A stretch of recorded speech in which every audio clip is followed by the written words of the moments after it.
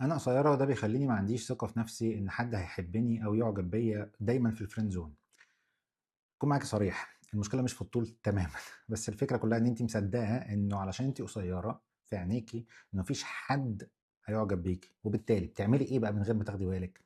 إنه أي حد بيلمّح لِك بتكدّبي التلميحات، لا، لا، ده أكيد ما يقصدش، لا، لا، لأ، ده أي كلام، ما تاخديش بالِك منها أصلًا لإن أنتِ مش حاطة في بالِك إن ممكن ده يحصل.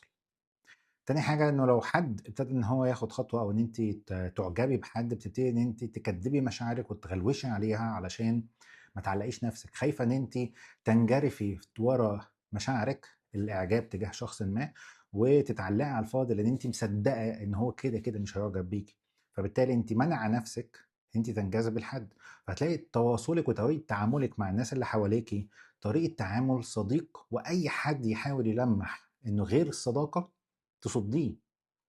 وأنتِ تصُدّي نَفْسِك لو في أي حد منجذبة ليه غير إن هو يكون في إطار الصداقة، فتلاقي نَفْسِك إن أنتِ اللي حارمة نَفْسِك عشان خايفة على نَفْسِك لا تُحرجي، لا تترفضي، لا تتعشّمي، وتلاقي نَفْسِك إن أنتِ مخذولة.